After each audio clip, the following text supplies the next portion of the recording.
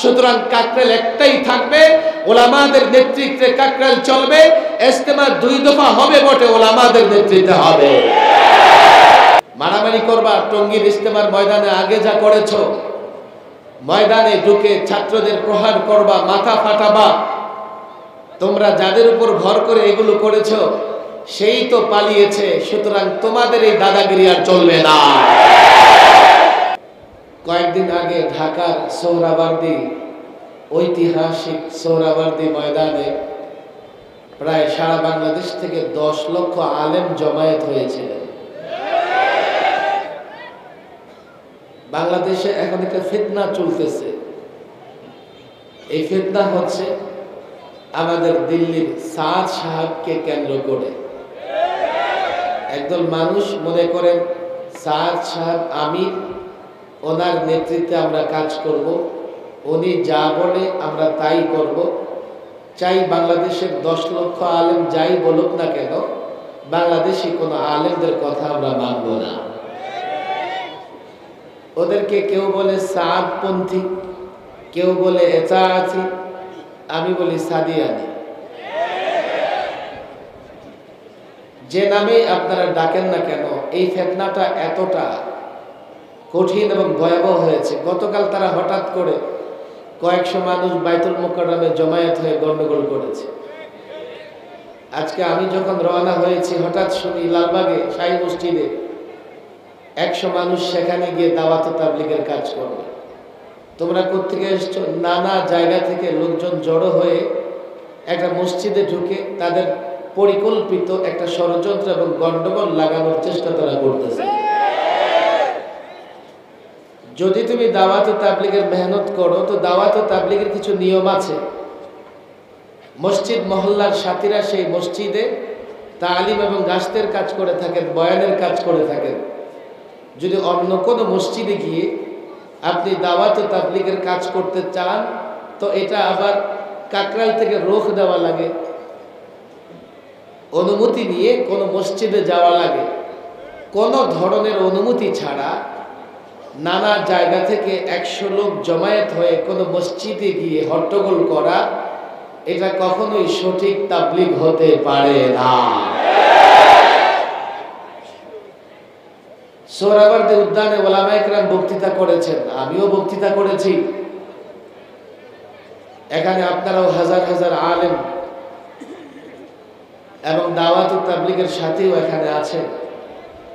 আমি একটা কথা প্রায় বলি, দিল্লির সাদ সাহেব যদি চান যে এই বিশৃঙ্খলা অবস্থা না থাকুক, উনি যদি মনে করেন দাওয়াত ও তাবলীগ কাজ সঠিকভাবে চলো, যদি এটা মনে করেন যে দাওয়াত ও তাবলীগের কাজ সঠিকভাবে চলো এবং শুধুমাত্র একটা সিদ্ধান্ত নেন, তো 1 মিনিটের মধ্যে দাওয়াত ও তাবলীগের সমস্ত গন্ডগোল শেষ হয়ে যাবে। কিভাবে? ওনার অনুসারীরা মনে করেন দাওয়াত ও তাবলীগের জন্য আমির লাগবে। ঠিক আছে, আমির লাগবে। তোমাদের সাদ সাহেবকে তোমরা বলো যে আপনার ইমারত যেহেতু গোটা বিশ্বের ওলামায়ে কেরাম মানতে রাজি নয়, কেননা আপনি অসংখ্য ভুল করেছেন, আপনার ভুলের সীমা নাই। আপনি ইমারত ছেড়ে দিয়ে আলমী শুরা দাওয়াত ও তাবলীগের সঙ্গে জড়িত যারা গোটা পৃথিবীর ওলামায়ে কেরাম, তাদের হাতে দায়িত্ব দেন, তারা একজন আমির নিয়োগ করবেন। এই ঘোষণা দেওয়ার পরে গোটা পৃথিবীতে কোথাও আর গন্ডগোল থাকবে না। ব্যাপারটা এমন, বিচার মানি তালগাছ আমার, কথা ঠিক না বেটে? ওরা চায় যে গন্ডগোল মিটে যায়, কিন্তু পদের লোভ ছাড়তে চায় না। পদও একটা এমন যা তাকে কেউ দেয় নাই, নিজেই আমির হয়ে গেছে, অটো আমির। প্রথম কথা হলো এই বিষয়ে আমরা কোনো গন্ডগোল চাই না, বিশৃঙ্খলা চাই না। তারা গিয়ে লালবাগ শাহী মসজিদে ঢুকেছে, তো মুসল্লিরা একেবারে নম্র ভদ্রতার সঙ্গে তাদের পথ দেখিয়ে দিয়েছে যে দেখো, দাওয়াত ও তাবলীগের নিজাম এটা না যে তোমরা নানা মহল্লা থেকে কিছু লোকজন জড়ো করে মসজিদে এসে তালিম দিবা। এটার একটা নিয়ম আছে, নিয়মের মধ্যে তোমরা আসনি। আর বাংলাদেশে আমরা ওলামাদের মাথা হাতে দাওয়াত ও তাবলীগের কাজ করব। সুতরাং তোমরা আসলে ফিতনা সৃষ্টি করতে আসলে তোমরা বের হয়ে যাও। এটাই পদ্ধতি, কোনো গন্ডগোল নয়, মারামারি নয়। কোথাও তারা বিশৃঙ্খলা করতে আসলে তাদেরকে খুব যত্ন সহকারে বুঝিয়ে শুনিয়ে তাদের পথ দেখিয়ে দিতে হবে, তারা যাতে মসজিদে কোনো ধরনের গন্ডগোল করতে না পারে। কথা ঠিক না বেঠিক? তারা বলে যে আমরা দিল্লির সাদ সাহেবকে মানি, তো বাংলাদেশের 10 লক্ষ আলেমকে মানো না। বাংলাদেশে থেকে দিল্লির ইমামের ইক্তেদা করো, অথচ বাংলাদেশে হাজারো আলেম, তাদেরকে তোমরা মানতে পারো না।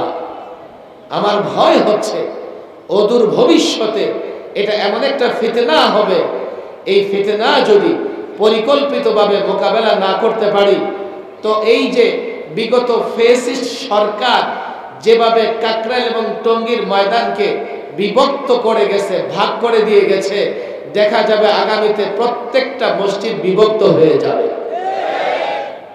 আমি জানি না আপনাদের কষ্ট হচ্ছে কিনা, কথাগুলো একটু মনোযোগ দিয়ে শোনেন। হাসিনা সরকারের আমলে কাকরাইলে দুই গ্রুপ হয়ে ঝামেলা হলো। কাকরাইল পরিচালনায় মতানৈক্য হলো। কি করলেন? এক মন্ত্রী কাকরাইলকে ভাগ করে দিল, এরপরে টঙ্গীর ময়দানকেও ভাগ করে দিল। আমার দিকে তাকান, কোন মসজিদে যদি মসজিদ পরিচালনায় গন্ডগোল তৈরি হয়, কি করা উচিত? গন্ডগোল নিরসন করা উচিত না মসজিদ ভাগ করে দেওয়া উচিত? ফ্যাসিস্ট ফ্যাসিবাদীরা দাওয়াত ও তাবলীগের কাজকে নষ্ট করবার জন্য পরিকল্পিতভাবে কাকরাইলকে দুটুকরা করে দিয়েছে। আরে তোমাদের বিচার সালিশ কি বলে? যে 6 জন শুরা সদস্য কাকরাইল এবং ইজতেমা পরিচালনা করত, তারা বসে একটা সিদ্ধান্ত নেবে।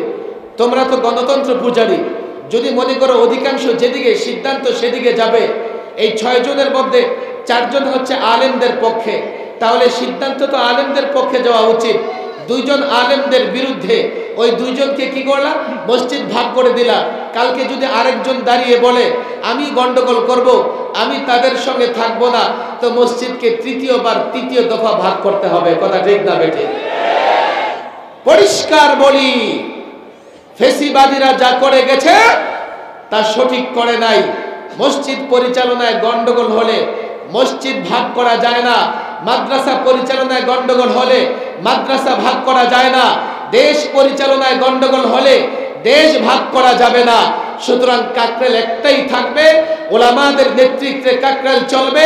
ইজতেমা 2 দফা হবে বটে, ওলামাদের নেতৃত্বে হবে।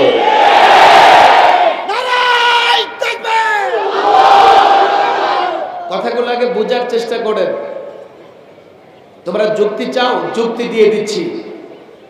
মারামারি করবা টঙ্গীর ইজতেমার ময়দানে, আগে যা করেছ, ময়দানে ঢুকে ছাত্রদের প্রহার করবা, মাথা ফাটাবা।